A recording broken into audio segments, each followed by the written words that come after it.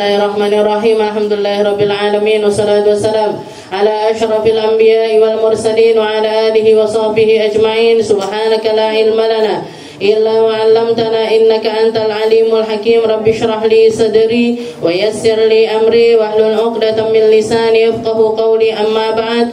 Alhamdulillah ala ni'matil Islam, alhamdulillah ala ni'matil iman, wa kafa biha min ni'mah. Alhamdulillah, segala puji bagi Allah Subhanahu wa taala yang memberi kita nikmat Islam iman, yang memberi kita nikmat sehat sempat, yang memberi kita nikmat untuk selalu dan selalu ada di tempat-tempat kebaikan, melaksanakan perkara-perkara yang baik, memuji-muji Nabi kita Nabi Muhammad sallallahu alaihi wasallam, yang dengan pujian-pujian tersebut kita pun meminta syafaat dari Nabi. Semoga syafaatnya Nabi membersamai kita bahkan ketika kita masih di dunia, sebelum kita nantinya di akhirat diselamatkan juga oleh Nabi Muhammad sallallahu alaihi wasallam. Semoga yang perkara semacam ini menjadikan kita hamba-hamba yang dekat sebelum nantinya didekatkan oleh Allah Subhanahu wa taala di dalam surganya. Dan mugi-mugi yang semacam ini dilanggengkan sama Allah taala sampai akhir hayat kita, sehingga kebersamaan kita di akhirat nanti juga dilanggengkan oleh Allah Subhanahu wa taala. Kita lanjutkan pembahasan kita di dalam kitab Wasailul Wusul ila Syamailir Rasul ila an qala al-muallif rahimahullahu taala wa nafa'ana bihi wa bi'ulumi fid dharain amin. Al-faslu tasi' fi sifati kalamihi wa sukutihi sallallahu alaihi wasallam. Kalau beberapa waktu yang lalu kita bahas tentang tangisannya Nabi, gembiranya Nabi, bersinnya Nabi, serta nguapnya Nabi atau nguap. Nguap itu bentuk yang menunjukkan kalau seseorang itu dalam keadaan ngantuk, dan Nabi Muhammad SAW dihindarkan oleh Allah Ta'ala dari hal-hal yang semacam itu. Beliau tidak pernah terjadi di dalam dirinya itu al-ihtilam, tidak pernah disentuh atau ditempeli lalat, nggak pernah nguap, nggak pernah nguap. Jadi perkara-perkara yang biasanya datang pada manusia pada umumnya itu dihindarkan oleh Allah Ta'ala dari Nabi Muhammad SAW tasyrifan lahu, sebagai bentuk pengagungannya Allah Ta'ala kepada Nabi. Sebagai bentuk pengagungannya Allah Ta'ala kepada Nabi, dan bahwasanya kekhususan yang ada pada diri Nabi Muhammad SAW itu penjagaannya zahiran wa batinan. Zahirnya dijaga sama Allah Ta'ala, batinnya juga dijaga oleh Allah Ta'ala. Jadi makna maksum, makna terjaganya Nabi itu bukan cuman batinnya aja yang dijaga untuk tidak berdosa, untuk tidak kerentak dosa, untuk tidak berkeinginan untuk melakukan dosa, tapi bahkan zahirnya Nabi Muhammad pun dijaga selalu oleh Allah Subhanahu wa Ta'ala. Sekarang kita masuk ke pasal yang ke-9 yang membahas tentang kalamnya Nabi dan juga diamnya Nabi. Perkara-perkara yang menjadi kesehariannya manusia pada umumnya, perkara-perkara yang kita nggak akan bisa lepas darinya. Manusia itu ya biasanya tiap hari ngomong, toh. Ada yang sehari ini nggak ngomong belas. Poso Ustazah, puasa apa? Puasa ngomong. Kayak siapa? Kayak Sayyidah Maryam. Sayyidah Maryam puasanya puasa ngomong. Ketika beliau dihamil, setelah itu melahirkan, beliau bingung ini gimana ini nanti ya Allah. Maka Allah Ta'ala mengilhamkan kepada Sayyidah Maryam, ini nazartu lirrahmani sauma falan ukallimal yauma insiya. Hari ini aku bernazar untuk berpuasa, yaitu puasanya dengan cara tidak menjawab pertanyaan siapapun. Puasanya adalah dengan tidak balesi omongan siapapun. Puasanya adalah dengan tidak mengucapkan satu kalimat apapun. Nah, itu puasanya Sayyidah Maryam. Jadi puasa itu macam-macam. Puasa itu nggak cuma melulu tentang makan minum aja, Tapi apa yang bermasalah pada diri kita harusnya kita berpuasa di situ. Yang nggak bisa lepas dari HP, kudune poso HP. Nggih. Sing nggak iso lepas dari nyelatu wong, nggih. Berarti ya poso ngomong. Nggih. Kalau nggak bisa lepas, dan saya nggak bisa lepas dari dengerin musik ini Ustaz ya. Pokoknya kemana-mana hari-hari saya itu kayak hampa kalau nggak ada musiknya. Berarti poso kuping, puasa kuping. Kaki ini Ustaz ya, nggak iso sedino nggak bakso nggak iso. Berarti apa? Nggak bakso nggak nyoto. Berarti apa? Poso bakso, poso nyoto. Bakul soto nih ojo. Ya, kalau bakul lain lagi ceritanya.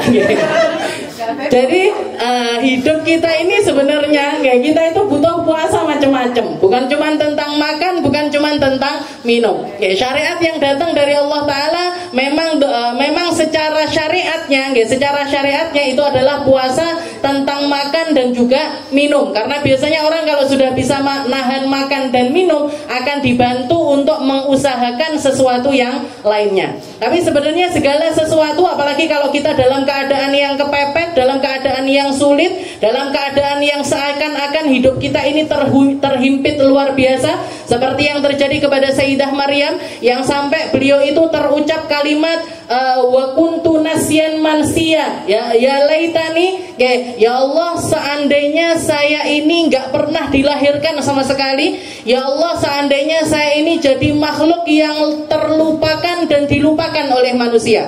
Karena saking bingungnya dia di dalam menghadapi kehidupan selanjutnya.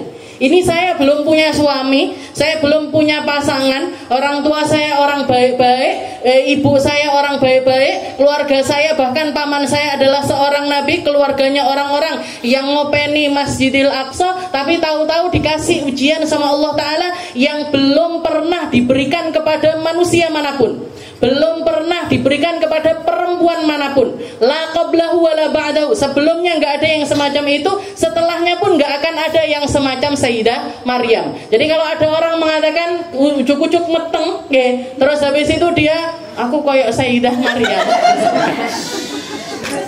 Ojo percaya. Kenapa? Karena ketika Allah Ta'ala itu kalau menceritakan di dalam Al-Quran secara spesifik, pakai nama Maryam, pakai nama Isa, pakai nama Musa, pakai nama, pokoknya pakai nama, itu berarti orangnya itu orang yang pasti dan satu-satunya. Orangnya itu pasti dan satu-satunya. Tapi kalau Allah Ta'ala menceritakannya ini dalam keadaan yang tanpa nama, nggak pakai nama, berarti kejadian itu pernah terjadi sebelumnya dan sedang terjadi ketika ayat itu diturunkan dan akan selalu terulang di hari-hari berikutnya. Semacam ketika Allah Ta'ala mengatakan di dalam Al-Quran, ketika ada sekelompok orang Arabi, ada sekelompok orang Badui mendatangi Nabi Muhammad SAW. Setelah itu mereka masuk Islam dan mereka mengatakan amanna billah, kami beriman kepada Allah Subhanahu wa Ta'ala. Maka ditegur sama Allah Ta'ala dengan mengatakan bal qulu aslamna. Jangan ngomong iman dulu. Kamu itu jangan ngaku sebagai hamba yang beriman dulu, tapi kalian ini adalah orang yang barusan masuk Islam.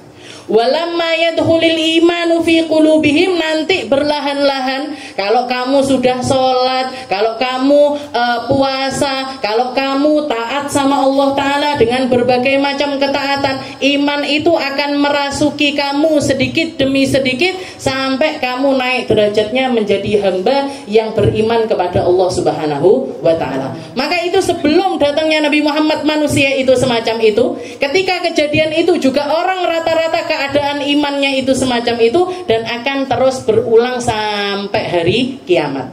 Lek awake dhewe atine belum tentram di dalam keimanan, berarti masih banyak PR kita untuk menaikkan kadar keimanan kita kepada Allah Subhanahu wa Ta'ala. Kalau orang sholat secara dohir aja, orang Islam ya kudune sholat, Orang Islam ya kudune poso, orang Islam kudunya zakat, orang Islam harusnya mereka ini menghindari maksiat, tapi hatinya belum tenang di dalam keimanan tersebut, maka berarti mereka ini adalah orang Islam, belum orang iman. Nanti kalau diperbaiki, ditambah sunnah-sunnahnya, ditambah kebaikan-kebaikannya, naik level jadi orang-orang yang beriman. Nanti kalau diperbaiki terus, bahkan kalau dia bisa al-itqan fi, bisa detail dari dalam setiap ibadahnya, naik lagi levelnya ila maqamil ihsan, ke makom yang namanya al-ihsan. Al-ihsan itu secara sebagian ulama mendefinisikannya apa al-ihsan itu? Al-itqan fi. Orang yang mutqin, orang yang detail, orang yang serius di dalam setiap ibadahnya kepada Allah Subhanahu wa ta'ala. Jadi mau baca Fatihah nggak cuma sekedar baca Fatihah aja. Baca Al-Qur'an bukan cuma sekedar baca Al-Qur'an aja. Salawat bukan cuma sekedar salawat saja, tapi dia menghiasinya dengan zikir, dia menghiasinya dengan khusyuk, dia menghiasinya dengan air mata, dia menghiasinya dengan penuh pengingatan tentang sosok Nabi Muhammad Shallallahu Alaihi Wasallam. Itu namanya masuknya maqamul ihsan. Nah, itu adalah sesuatu yang harus selalu kita usahakan. Nah, dikatakan di sini fi sifati kalami sallallahu alaihi wasallam wa sukutih. Nabi Muhammad itu sebagaimana manusia pada umumnya, salah satu hal yang Allah taala karuniakan kepada Nabi adalah al-kalam. Beliau ini berbicara dan mampu berbicara, bahkan sangat indah pembicaraannya, bahkan masuk di dalam kesempurnaan cara bicara. Itu Nabi Muhammad SAW. Dan itu dilatih sama Allah Ta'ala mulai dari awal. Mulai dari awal penciptaan, beliau dilahirkan oleh bapak ibu yang juga memiliki lisan paling fasih, dari golongan orang-orang Arab yang terhormat, dari golongan orang-orang Arab yang kalimat per kalimatnya mereka itu memiliki makna sastra yang sangat tinggi sekali.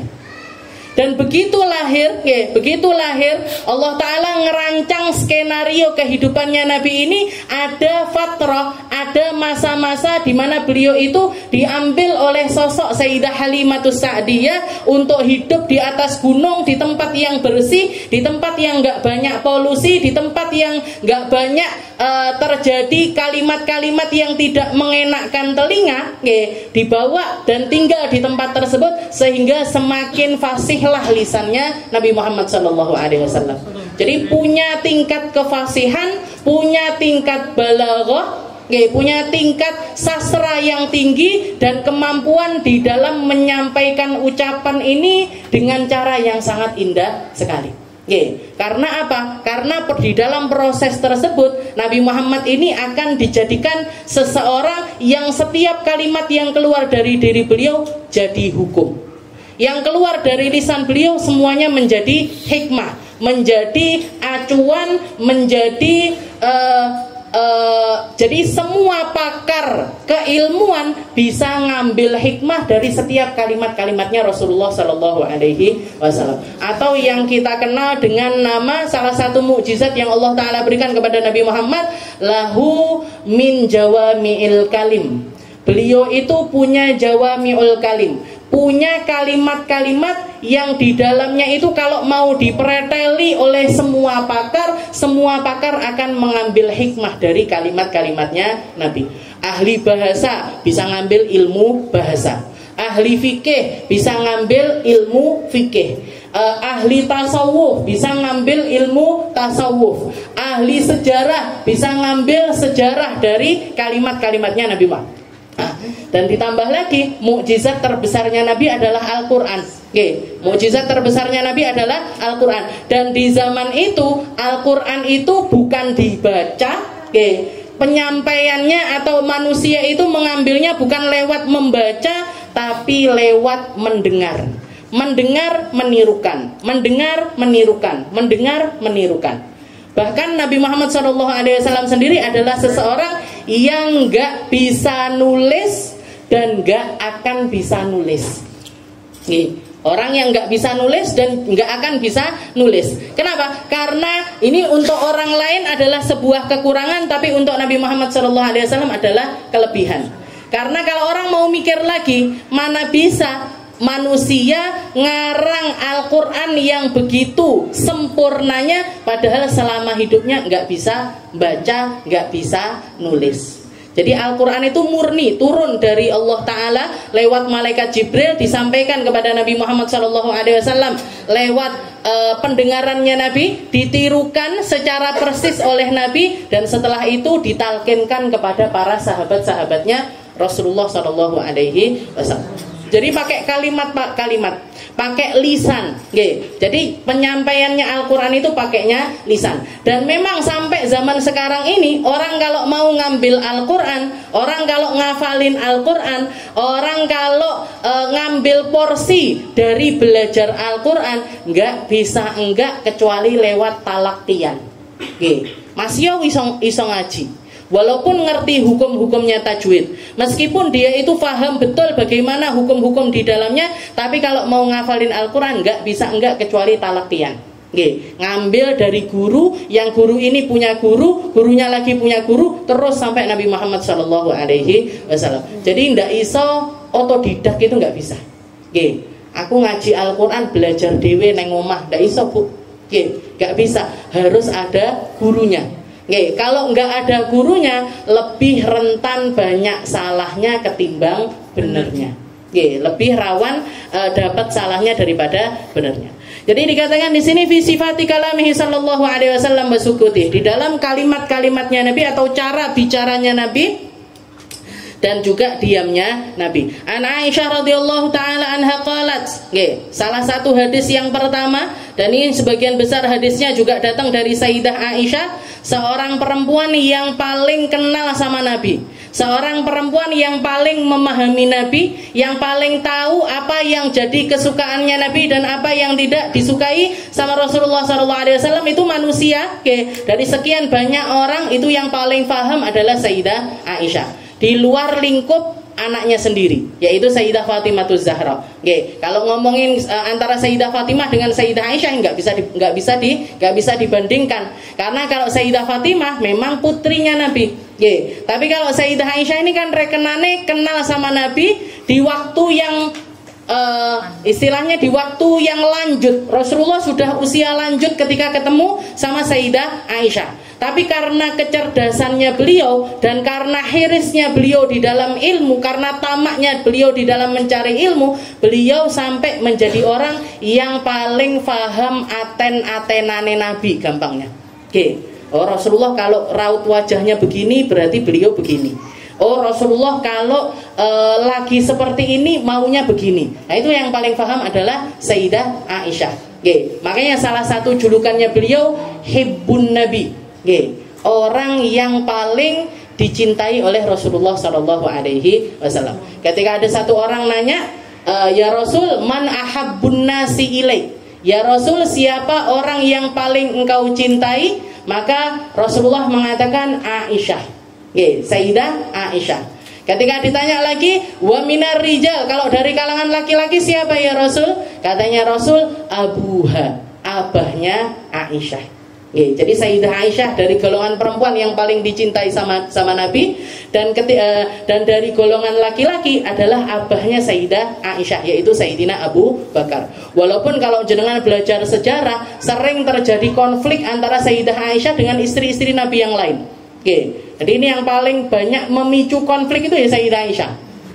Marai yo senom, punya kecemburuan yang besar, dan cemburunya beliau itu menunjukkan kalau beliau ini begitu mencintai Rasulullah SAW. Karena orang nggak mungkin cemburu kalau nggak cinta. Gimana betul? Oh, sepakat kabeh, berarti ngerasa. Jadi salah satu tandanya orang punya cinta itu ya cemburu. Kalau nggak cemburu berarti nggak punya cinta. Makanya ini yang menolak secara 100% perkataannya orang-orang barat, perkataannya orang-orang yang musuh-musuhnya Islam, yang mengatakan, oh Nabi Muhammad itu nikah sama perempuan masih kecil. Nggih, kalau julukannya orang sekarang ngomongnya pedofilia dan lain sebagainya. Nggih, itu ditolak secara nyata dengan keadaannya Sayyidah Aisyah yang begitu mencintai Rasulullah Shallallahu Alaihi Wasallam, dan beliau sering kali berbangga diri atas hal tersebut. Aku wedok siji-sijine yang dinikahi Nabi perawan. Itu sering sekali Sayyidah Aisyah pamer itu di depan istri Nabi yang lain. Nggih. Zawwajanin Nabi wa ana bikir. Saya itu Rasulullah nikah sama saya itu perawan. Nggih. Kalau dibalik itu mantuk, itu secara kalimatnya, mafhumnya atau difahaminya orang kan itu ngomongnya di depan istri-istri Nabi yang lain. Kan berarti bahasa lainnya we rondo. Ngoten toh? Aku tok sing perawan. Nggih. Jadi pegel ini istri-istri Nabi yang lain nih pegel. Nggih. Nanti kumpul-kumpul lagi ngoten malih. Nggih, zawajanin Nabi wa ana bikir. Aku tok sing perawan. Nggih. Pegel akhirnya istri-istri Nabi yang lain ini kompak. Saya dhewe protes saya. Nggih. Tapi protes lewat siapa? Karena yang diucapkan sama Sayyidah Aisyah ini fakta. Nggih. Akhirnya mereka protes, ini yang bisa ngalahin Aisyah ini ya putrinya Nabi, Sayyidah Fatimahuz Zahra. Datang ke tempatnya Sayyidah Fatimah. Fatimah, bilangin sama abahmu ini loh, Aisyah ini sudah mulai ganggu ini omongannya ini. Nggih, mulai capek kita dengernya. Kok panggah kuwi ae sing dipamerkan kepada kita. Nggih. Terus gimana? Tanyakan ke abahmu ini jalan keluarnya buat jawabin Sayyidah Aisyah ini gimana? Nggih. Datang Sayyidah Fatimah menuju Rasulullah Sallallahu Alaihi Wasallam. Setelah itu diceritakan ini keluh kesahnya istrinya Nabi yang lain ini diceritakan. Katanya Nabi Muhammad, wahai Fatimah, katakan nanti kalau Aisyah ngomong kayak gitu lagi, jawabi dengan perkataan waman minkum fazat bibikarati abi.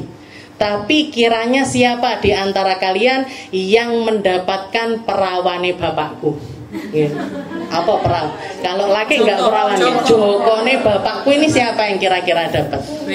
Akhirnya udah ancang-ancang ini. Ya wis itu dapat ini. Ya apa namanya istilahnya sudah dapat ini. Apa jawabannya? Istilahnya debat ini iso dikalahne pakai kata-kata ini. Pas mulai Sayyidah Aisyah mulai ngomong kayak gitu, zawwajanin Nabi wa ana bikir. Sayyidah Fatimah langsung berdiri. Wahai Aisyah, wa man minkum fazat bibikarati abi. Siapa kiranya di antara kalian yang dapat jokone bapakku? Ala wahya ummi. Yang dapat cuman ibuku, yaitu Sayyidah Khadijah. Ibuku boleh janda, ibuku boleh sudah pernah nikah bahkan 2 kali, tapi dia yang dapat jokone bapakku.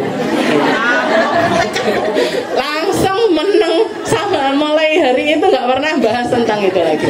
Itu Sayyidah Aisyah. Jadi apa namanya kontradiktif istilahnya. Kalau orang-orang bilang Sayyidah Aisyah itu apa namanya disiksa ataupun terkekang ataupun tidak senang ketika hidup bersama Rasulullah, beliau sangat berbangga ketika menjadi istrinya Nabi Muhammad Shallallahu Alaihi Wasallam. Bahkan jadi orang yang paling paham secara detail seluk-beluk kehidupannya Rasulullah Shallallahu Alaihi Wasallam. Ketika para istrinya Nabi, ketika karena sering ya istri-istrinya Nabi itu sering cemburu sama Sayyidah Aisyah, itu sering sekali, sering sekali. Konflik mulai dari yang kecil-kecil sampai, dan Sayyidah Aisyah itu memang kadang-kadang ya mekitik ngoten. Senengane napa nyari-nyari ngoten. Jatahnya Sayyidah Sofiyah, Rasulullah datangkan tamu itu harinya itu hari jatahnya Sayyidah Sofiyah. Sayyidah Aisyah datang, bawa makanan, terus piringnya Sayyidah Aisyah diuncalne, pecah. Katanya Rasulullah di depan para sahabat ini, bayangkan, di depan para sahabat laki-laki. Katanya Rasulullah cuma bilang, qad gharat ummukum Aisyah, deloken ibumu lagi cemburu sama Sofia. Sampai piringnya Sofia dijatuhin sama dia, pecah berkeping-keping. Katanya setelah itu Rasulullah bilang, wahai Aisyah, karena kamu mecahin satu piringnya Sofia, berarti piringmu nanti kiriman ke tempatnya Sayyidah Sofia. Jadi sering istrinya Nabi itu nanti ngadu, Aisyah begini ya Rasul. Sampai ya itu nanti ujung-ujungnya Sayyidah Fatimah yang suruh maju. Sayyidah Fatimah yang suruh maju buat, maksudnya biar Rasulullah ini menghukum Sayyidah Aisyah, ngasih pelajaran kepada Sayyidah Aisyah. Terakhir Rasulullah bilang kepada Sayyidah Fatimah, wahai Fatimah, saya cinta sama kamu, saya cinta sama istri-istriku yang lainnya, tapi Allah Ta'ala ngasih jatah kecintaanku paling besar ini ke Aisyah. Dan aku nggak bisa menolak rasa itu di dalam diriku. Maka jangan kalian ini istilahnya hal-hal kayak gini tuh jangan kamu bebankan kepada diriku, karena aku sendiri nggak mampu untuk menolak rasa tersebut yang dikaruniakan oleh Allah Ta'ala kepada ini. Jadi kalimatnya Nabi seperti ini ruziqtu hubbaha, saya itu dikasih rezeki untuk mencintai Sayyidah Aisyah dengan kecintaan yang luar biasa. Nah, makanya jangan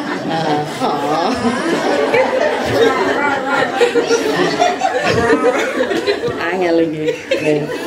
Jadi ketika setiap kali ada konflik yang seperti itu, Rasulullah selalu sekalian ini jangan bikin aku tambah pusing lagi. Aku sendiri itu nggak ngerti gimana caranya memanage rasa tersebut. Walaupun terpaut usia yang sangat jauh sekali, tapi Rasulullah di akhir usianya, istilahnya sepeninggal dari Sayyidah Khadijah, kecintaannya yang paling besar, dan itu menjadi sesuatu yang masyhur, menjadi sesuatu yang diketahui sama semua penduduk Madinah, bahwasanya dari sekian banyak istrinya Nabi, yang paling dicintai sama Nabi adalah Sayyidah Aisyah.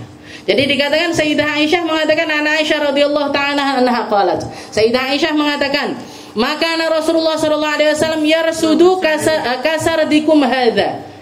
Jadi ketika ada banyak orang lagi ngobrol, ada orang lagi banyak ngobrol, kayak saya ini lagi nerangin banyak kalimat kepada jenengan. Itu Sayyidah Aisyah mengatakan seperti ini. Makanan Nabi sallallahu alaihi wasallam yarsudu kasardikum hadza. Nabi Muhammad itu kalau ngobrol nggak kayak obrolannya kalian. Nabi Muhammad itu kalau ngomong nggak kayak omongannya kalian. Omongannya kalian itu gimana? Akeh ndak enak isine. Dowo, berbelit-belit, berkosakata yang banyak sekali, isine titik banget tapi. Nggih toh? Nggih. Ngomong nih mbumboni rawon nih, nggih. Iso sak jam. Padahal intinya nggih rawon, nggih. Nah itu omongannya manusia itu rata-rata banyak. Orang kalau ngobrol, bahkan pengajian seperti ini aja. Nah ini salah satu sunnah yang sedikit orang bisa mencapai makom tersebut. Gak banyak orang yang bisa berucap seperti ucapannya Rasulullah Shallallahu Alaihi Wasallam. Bahkan yang persis seperti Nabi gak mungkin ada. Gak mungkin ada, gak mungkin bisa dicapai. Karena Sayyidah Aisyah mengatakan makanan Nabi Shallallahu Alaihi Wasallam yarsudu kasardikum hada. Rasulullah itu kalau ngomong itu nggak panjang-panjang, nggak banyak-banyak kayak kalian. Walakin tapi kalimat-kalimatnya Nabi kana yatakallamu bikalamin bayyinin faslin. Rasulullah itu kalau ngomong pelan jelas. Pelan jelas. Ini PR-e wong tukang ngomong, PR-nya para pendakwah, PR-nya para ustadzah, PR-nya para guru, itu harus belajar ngomong jelas pelan. Jelas pelan. Nah itu sulit itu. Jadi katanya Sayyidah, walakin kana yatakallam bikalamin bayyin fasl. Jadi kalimat yang setiap kali orang mendengarnya tahu maksudnya, paham maksudnya, langsung nancep.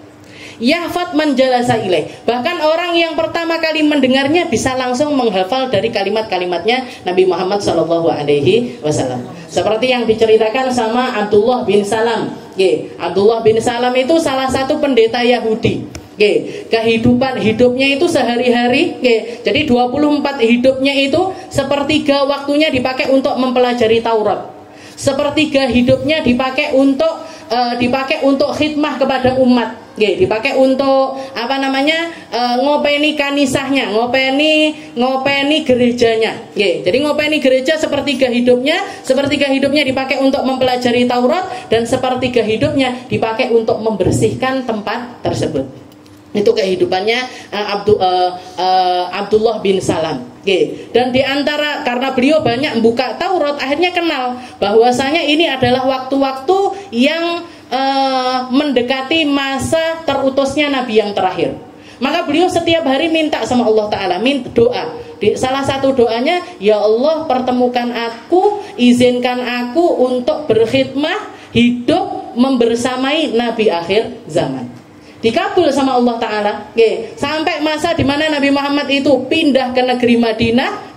Ketika Rasulullah, masyarakat Madinah itu heboh menyambut Rasulullah SAW. Di antara yang berdesak-desakan itu ada Abdullah bin Salam. Dikatakan Abdullah bin Salam itu begitu melihat sosok wajah Rasulullah SAW yang beliau ucapkan anna wajhahu laisa biwajhin kadzab.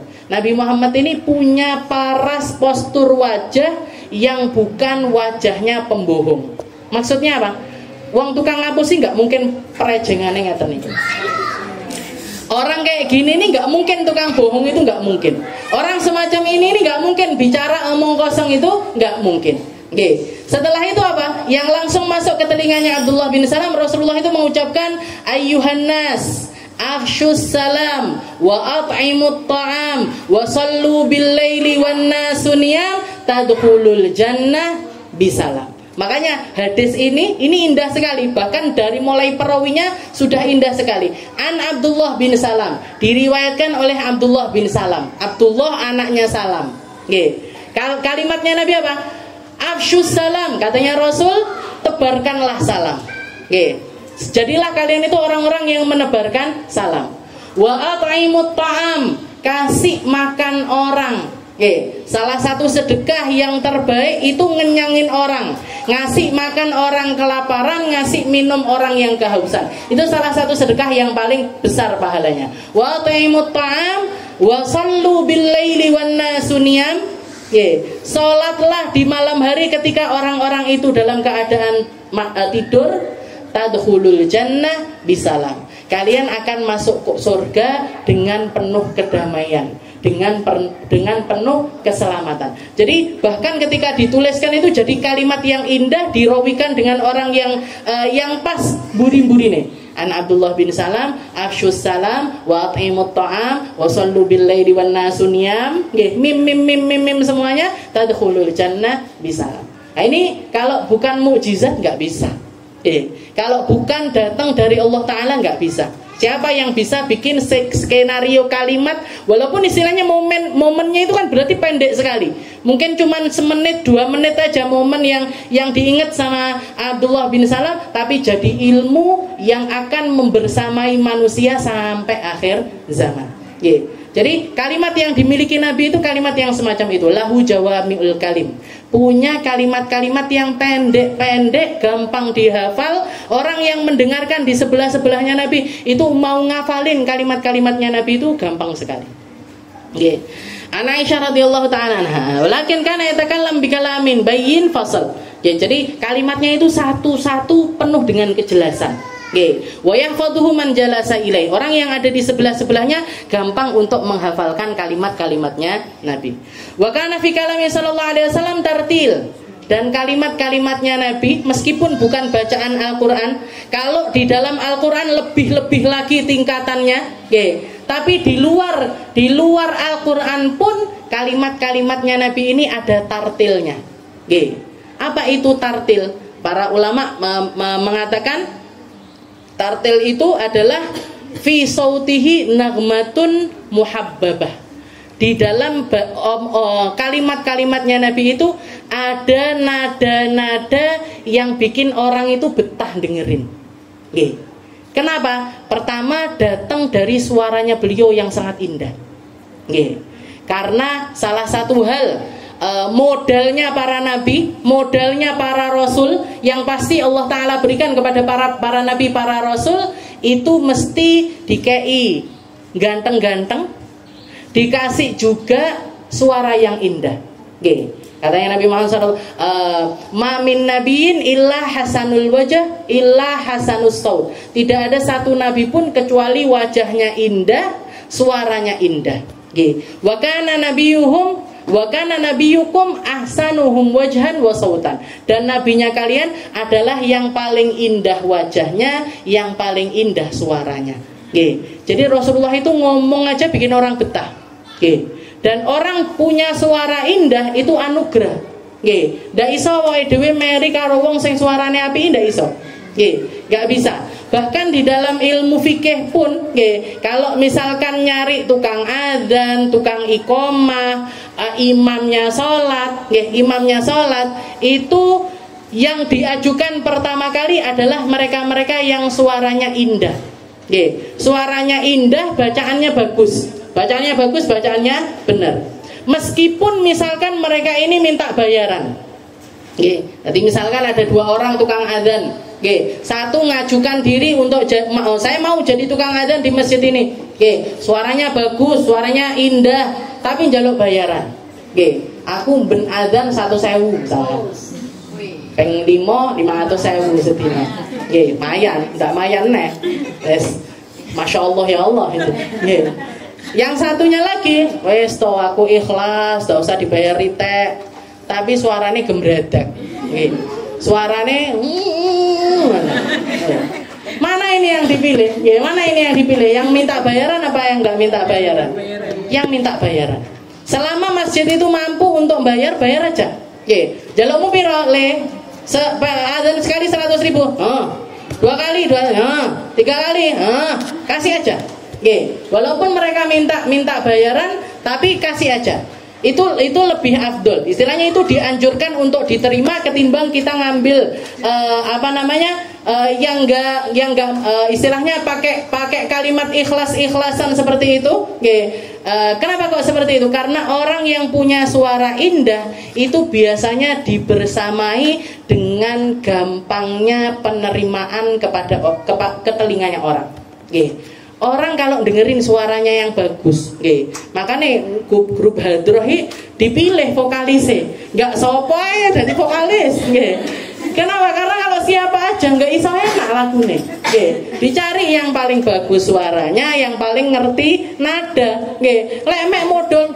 Ikhlas aku tadi vokalis araudo ndak dibayar ritek. Sudah karuan. Nah, kenapa? Karena yang namanya baca Al-Qur'an, di dalam hadis Rasulullah juga mengatakan laisa minna malam yataghannam biqiraatil Qur'an. Bukan golongannya Nabi, bukan golongan saya orang-orang yang tidak naruh nada di dalam bacaan Al-Qur'an.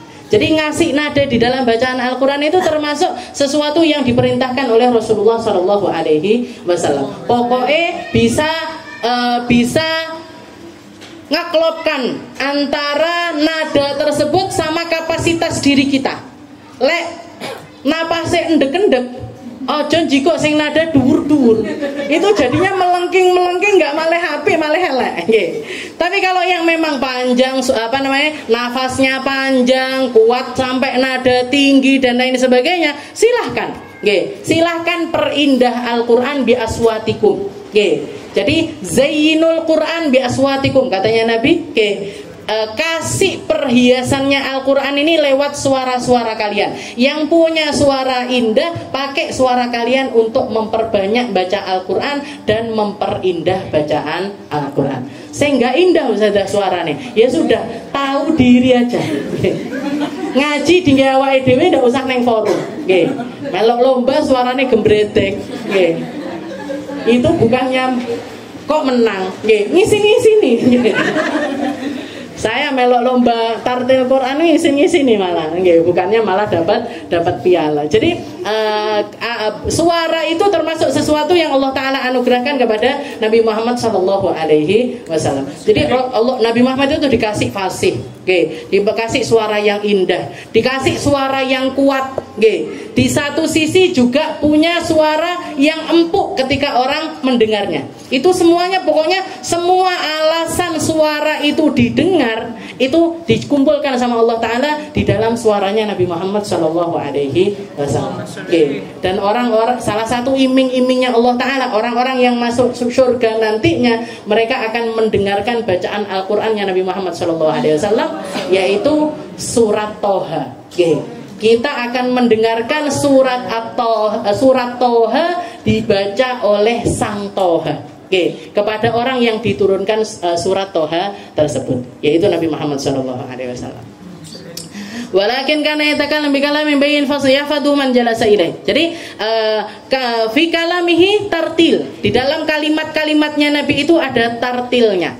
Di dalam Al-Qur'an lebih lagi tartilnya karena diperintahkan langsung oleh Allah taala warattilil Qur'ana tartila. Wahai Muhammad, bacalah Al-Qur'an itu dengan tartil.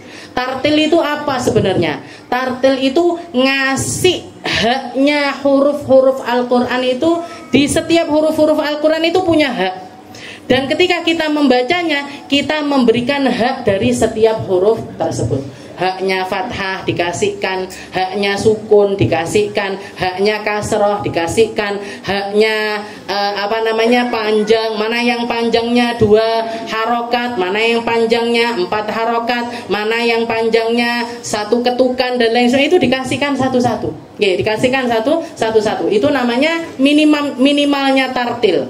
Nah, nanti mau dikembangi dengan nada-nada yang lainnya, nah itu di atasnya lagi tartilnya. Tartilan. Wa kana kalamu sallallahu alaihi wasallam yahfadhu kullaman sami'ah. Jadi bahkan kalau Rasulullah ngaji seperti ini, setelah selesai bubaran kajian seperti ini, hampir semua yang bubar dari majelisnya Nabi itu hafal dengan kalimat-kalimat yang diucapkan Nabi di tempat tersebut. Ini kan mirip kayak kita ya. Mirip banget. Mirip 1% Ustaz. Jadi kalau muridnya Nabi, muridnya Nabi itu keluar dari majelisnya Nabi itu menghafal semua yang tadi diucapkan sama Nabi di dalam majelis. Lek awake dhewe 1% sing hafal. Tapi yo pancen yo murid Ustaz Aminah, piye nah. Nanti gurune duduk Nabi Muhammad, muridnya ya duduk selevel muridnya Nabi Muhammad. Nah, karena ini yang ngajar Nabi Muhammad, muridnya adalah muridnya Nabi Muhammad. Salah satu sifatnya kana kalamu sallallahu alaihi wasallam yahfaduhu kullu man sami'ahu. Diterhafalkan oleh semua yang mendengarkan kalimat-kalimatnya Nabi Muhammad sallallahu alaihi wasallam. Wa kana sallallahu alaihi wasallam idza takallama bi kalimah a'adaha thalathan hatta tufhama anhu. Dan termasuk juga yang menjadi sifat perkataannya Nabi Muhammad itu seringkali ngulang kalimat-kalimatnya itu 3 kali. Biar apa? Biar langsung difahami dan biar langsung mancep ke dalam dirinya orang-orang. Makanya ketika ada orang nanya, ya Rasul ausini, ya Rasul kasih wasiat kepadaku. Katanya Nabi, la taghdab, la taghdab, la taghdab. Jangan marah, jangan marah, jangan marah. Diucapkan 3 kali. Sekali apa enggak paham? Paham. Tapi diucap 3 kali biar mancep dan langsung bisa diamalkan oleh sahabat tersebut. Ini menjadi sesuatu yang sering. Fukka alaika hadza. Katanya Nabi, kalau kamu pengen selamat ini dijaga.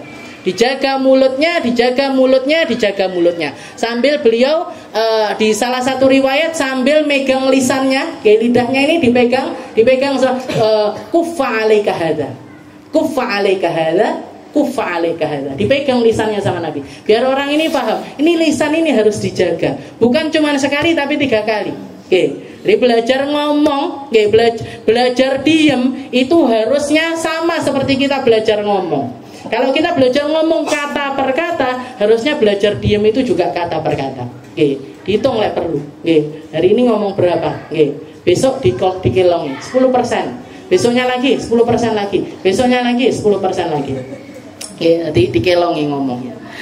Yuktir setelah jadi a'adaha thalathan hatta tufham anhu wa idza ata alaihi qaumun fasallama alaihim. Dan Rasulullah itu enggak sungkan-sungkan kalau beliau yang datang. Kalau beliau yang datang nyamperin satu kaum, satu golongan orang yang lagi entah itu duduk-duduk atau lagi ngobrol-ngobrol, Rasulullah yang mengucapkan salam kepada mereka. Assalamualaikum. Jadi Rasulullah yang memulai salam kepada mereka. Wa sallama alaihim thalathan. Dan mentok Rasulullah kalau mengucapkan salam itu beliau mengucap 3 kali. Tidak pernah di atas itu. Kalau ada orang diucapkan Assalamualaikum, nggak dijawab. Assalamualaikum, nggak dijawab. Assalamualaikum, nggak dijawab. Langsung pergi Nabi.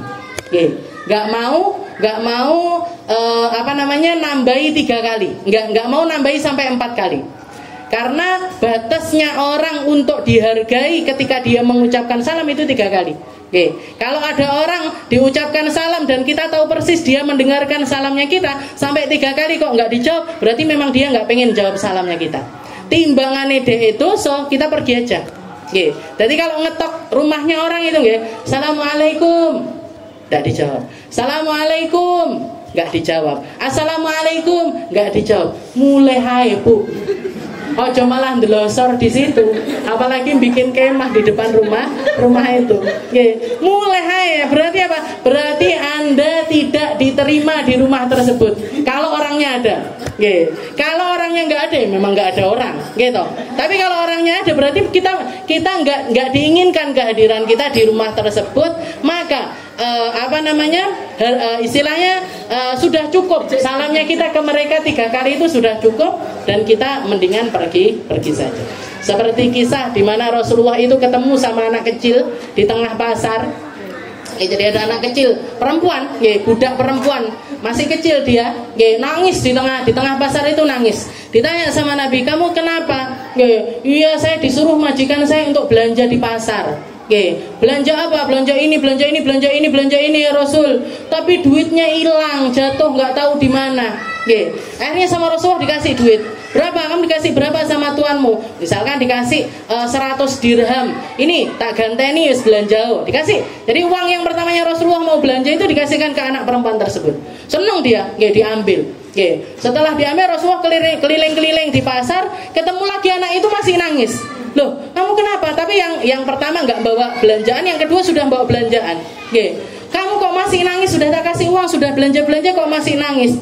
Katanya perempuan tersebut, aku nanti kalau pulang mesti diajar sama tuan saya mesti dimarahin. Kenapa? Karena saya sudah terlambat jauh sekali, lama sekali. Saya sudah terlambat lama sekali. Terus gimana? Katanya Nabi. Terus gimana? Ya nggak tahu ya Rasul. Pokoknya selamatin saya. Gimana caranya? Anterin saya pulang. Anterin saya pulang. Di mana rumahmu? Dekat situ ya Rasul.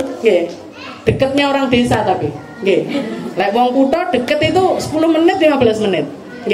Orang desa deket terus, deket lagi terus. Nah ini bocah desa ini. Deket ya Rasul, cuman di sana aja deketnya gunung. Diantar sama Rasul. Digandeng tangannya diantar sama Rasul. Mana rumahnya? Di tengah jalan itu Rasul nanya, mana rumahnya? Dekat situ ya Rasul. Laku apa? Mana tuh rumahnya? Dekat ya Rasul itu. Jauh sekali. Sampai dikatakan sampai istilahnya itu perjalanan yang sangat jauh sekali yang dijalani sama Rasul sama si anak perempuan tersebut. Tapi dikatakan ketika sudah hampir nyampe rumahnya si majikannya anak perempuan ini, orang yang ada di rumah itu, mas heboh. Anak kecil ini, ya budaknya kita datang ke rumah gandeng Rasulullah SAW. Akhirnya mereka rembukan. Nanti kalau Rasulullah nyampe ke rumah kita, kalau Rasulullah mengucap salam, ojo dijawab.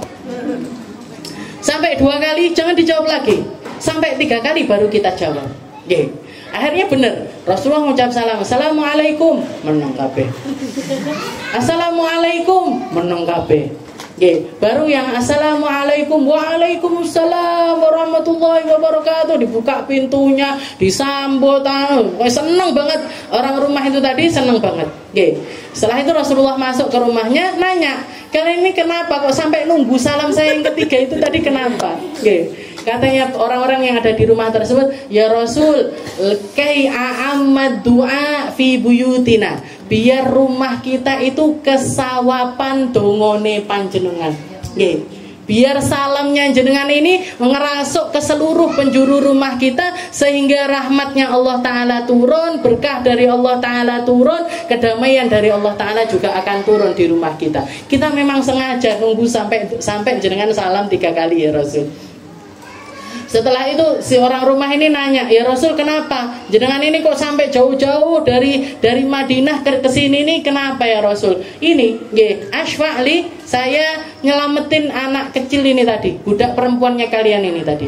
Tadi saya nemukan dia dalam keadaan duitnya hilang, tak kasih, dipanggah nangis seneh, tak belanja nih, saya panggah nangis seneh, sampai minta dianterin ke rumah ini. Maka tolong yang baik-baik sama si anak perempuan.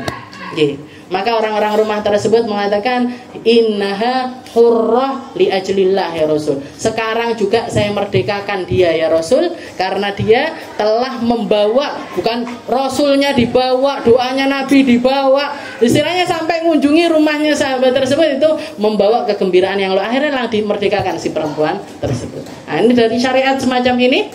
Jadi mengucapkan salam itu maksimal 3 kali. Karena kalau sampai lebih dari 3 kali, itu kita menurunkan harga diri kita sendiri. Jadi kita ini juga punya harga, Bu. Kita ini punya sesuatu yang harus dijaga, biar orang nggak ngeremehin kita, biar orang nggak menginjak-injak diri kita. Siapapun kita, ketika kalimat la ilaha illallah ada di dalam hati kita, itu sudah cukup untuk menjadi alasan kita berbangga diri di hadapan Allah Subhanahu wa taala.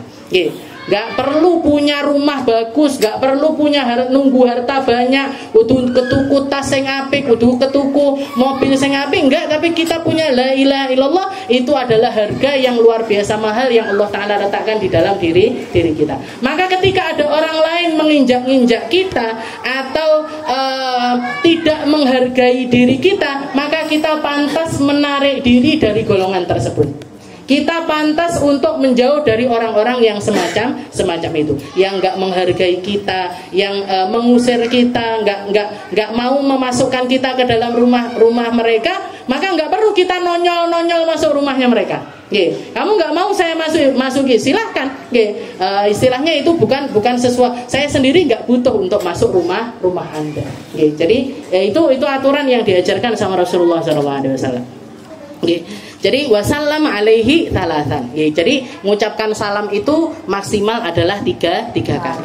Wa kana sallallahu alaihi wasallam idza jalasa yatahaddath yukthir ayyarfa' tarfahu ila sama. Dan Rasulullah kalau lagi ngobrol seperti ini, paling banyaknya beliau itu ngelihat pandangannya itu ke atas langit. Bukan ngelihat ke orang per orang. Bukan ngelihat dari satu mata ke mata, enggak, tapi beliau lebih banyak. Jadi pandangannya Nabi kepada orang yang ada di depannya ini sifatnya adalah umum.